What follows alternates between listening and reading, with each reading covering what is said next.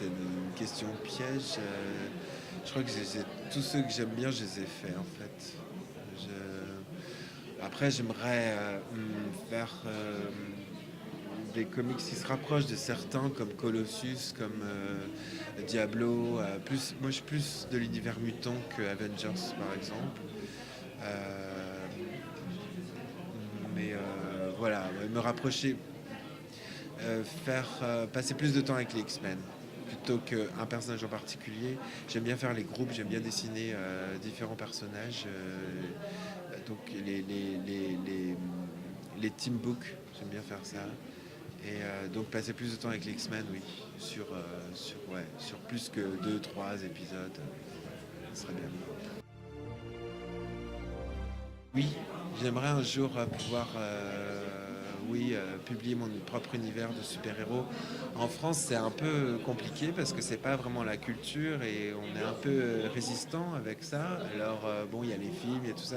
Le comics revient en force aujourd'hui grâce aux films, donc refait découvrir à la nouvelle génération les films, ce monde, cet univers-là. Euh, et ce serait bien, ouais, et je pense que ça peut arriver qu'on puisse accoucher de licences en France, licences fortes, où du coup ça fédère plusieurs artistes, beaucoup d'artistes autour d'un seul univers, au lieu de créer une multitude d'univers comme on fait actuellement en France, où tout le monde s'y perd en final. Et en plus, qui ne sont pas toujours maintenus éditorialement, c'est-à-dire qu'ils sont arrêtés au bout de deux volumes.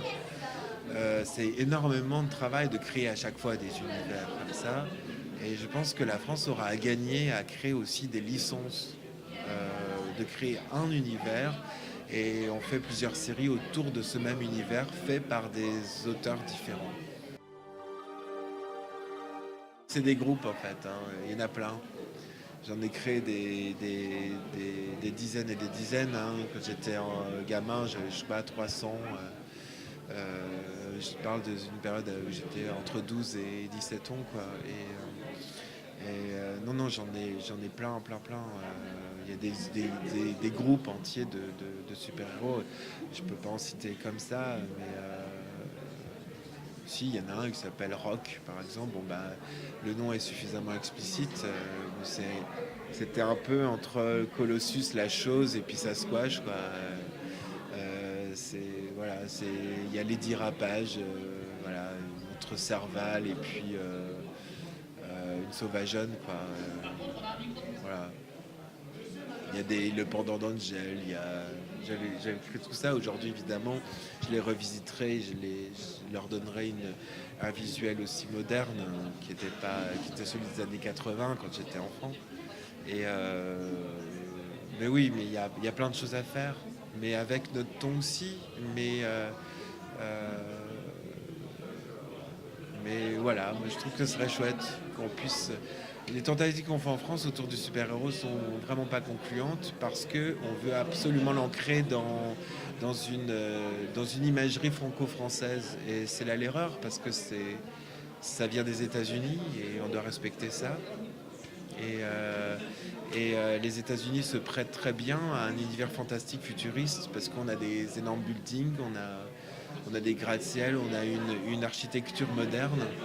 Et nous en France, si on place des super-héros en France, ben, c'est un peu vieillot, quoi, du coup. Je sais pas, à Paris, c'est pas le même kiff qu'à New York, quoi. Voilà.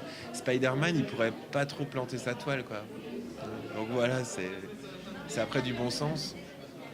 Mais bon, j'espère qu'un jour on aura des grosses, grosses licences en France pour qu'on puisse s'amuser autant que les Japonais ou les Américains, quoi. Voilà. On est encore un peu trop artisans, un peu trop sur nos possessions, sur l'idée de l'artiste. Et, euh, et des fois, du coup, c'est un peu le serpent qui se mord la queue, quoi. On est un peu autopiégé. Je sais que ça a toujours été, c'est presque. Ils ont toujours fait tirer la bourre, ça c'est toujours depuis qu'ils existent, une sorte de frères ennemis, c'est plus qu'une c'est pas une haine, c'est pas une haine fratricide non plus. Euh, Après, je pense que ça nous concerne pas tellement en fait. Euh, Il y a effectivement un style Marvel et un style DC euh, très démarqué. Ça a beau être du super-héros, l'univers du super-héros n'empêche que on ouvre un bouquin DC, on ouvre un bouquin Marvel, on sait tout de suite que voilà. Et, euh, et ça tient aux univers et ça tient aussi aux artistes recrutés. Euh, Peut-être que Marvel a aussi davantage de diversité que DC. DC a beaucoup d'icônes. Maintenant, les querelles qu'il peut y avoir entre eux, je pense qu'elles sont un peu fabriquées.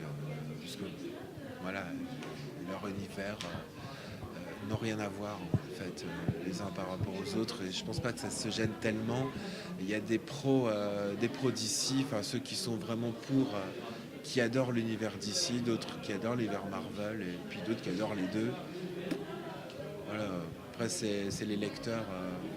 Ça n'a rien à voir avec d'éventuels conflits éditoriaux entre Marvel et DC. Je crois que c'est un peu mythe, un peu du mythe tout ça.